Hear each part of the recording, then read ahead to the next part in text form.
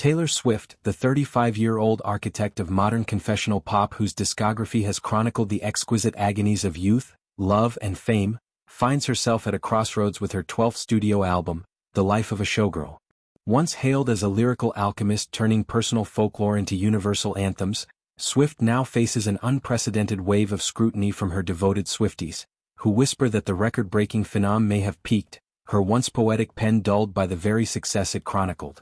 This isn't mere backlash, it's a reckoning fueled by a rollout that tantalized with Easter egg hunts and countdown clocks only to deliver an album that many decry as a diluted echo of past glories, a glossy love letter to her NFL beau Travis Kelce that sidesteps the introspective depth fans crave. As critiques mount over cringeworthy slang, unpolished prose, and a perceived disconnect from her billionaire bubble, the question lingers. Has Swift, in her quest for omnipresence, sacrificed the soul that made her relatable, leaving The Life of a Showgirl as a harbinger of artistic decline? The album's genesis was pure Swiftian theater, a masterclass in fan engagement that harkened back to the Easter egg-laden unveilings of 1989 or folklore. Announced on Kelce's podcast New Heights, a cheeky crossover blending her pop empire with his gridiron grid, Adele's surprise drop set pulses racing.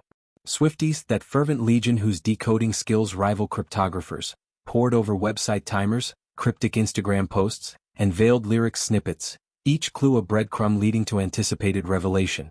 Whispers of a tour doc tie-in swirled, promising behind-the-scenes peeks into the Eras Tour's glittering machinery, the 149-show behemoth that grossed over $1 billion and redefined live music. Fans envisioned The Life of a Showgirl as a glittering memoir in melody, dissecting the adrenaline of sold-out stadiums, the loneliness of tour buses, the alchemy of sequins and spotlights. Instead, the 27 vinyl variants, each a collector's fever dream of alternate covers and bonus tracks, dropped post-countdown like a commercial punchline, leaving many feeling baited rather than sated. "We waited for poetry," one fan lamented online, and got variants vending machines. Overlooking the mercantile misstep, the album's core content has ignited fiercer debate, a departure from Swift's hallmark vulnerability that feels like a velvet rope drawn across her inner sanctum. Where red bled raw breakup scars and evermore wove isolation's quiet despair, The Life of a Showgirl pivots to matrimonial mirth, its tracks a buoyant ode to engagement bliss and Kelce's steadying charm.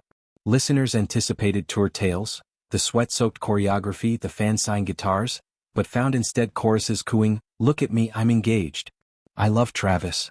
It's a tonal whiplash transforming what could have been a reflective odyssey into a rom-com soundtrack, critics argue, diluting the gravitas of her 14-time Grammy legacy.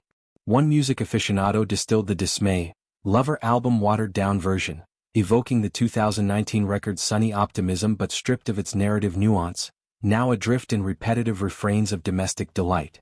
Lyrical liberties draw the sharpest barbs, with Swift's embrace of Gen Z slang, slay, vibe check, double entendres that wink at TikTok trends, clashing against her storied eloquence. Fans who memorized All Too Well's 10-minute tapestry mourn the swap, poetic lyricism for cringeworthy quips that feel forced, like folklore filtered through filters. "She's trying too hard to stay young," a Swiftie forum thread exploded, threads unraveling into analyses of lines that land more meme than masterpiece. Worse, gender dynamics raise hackles. The casual deployment of "buy cheese" in Hook's jars against Swift's feminist anthems like "The Man," striking some as misogynistic backsliding. This from the woman who called out double standards? One reviewer queried, highlighting a perceived hypocrisy that fractures her empowerment ethos. The writing, once her superpower, now seems unpolished and clumpy, verses stumbling where they once soared as if haste overtook heart. At the epicenter of this storm is the rollout's bait and switch. Marketed as an Eras Tour exposé, the album veers into personal propaganda, sidelining stadium secrets for sweetheart sonnets.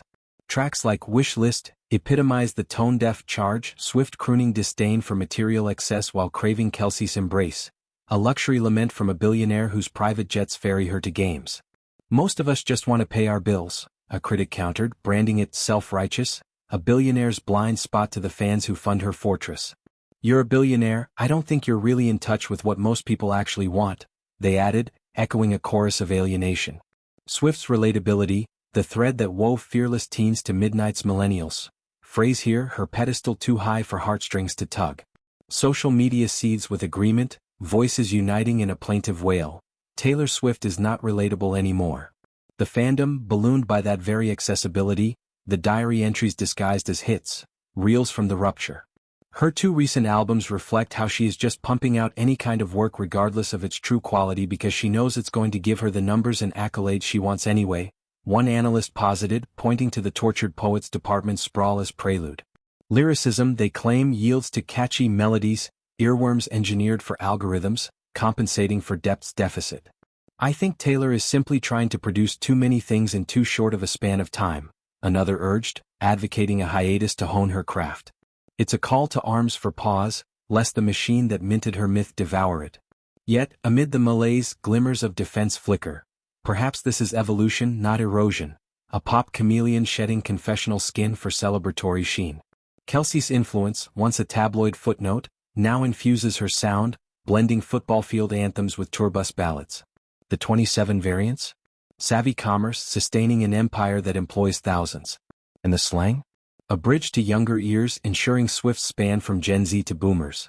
Critics like the tone-deaf tag overlook her philanthropy, donations to food banks, fan crisis funds, proving touch remains. Still, the heartbreak is palpable. Swifties who tattooed 13 and stormed Ticketmaster feel orphaned by the shift from everyman's muse to elite's envoy.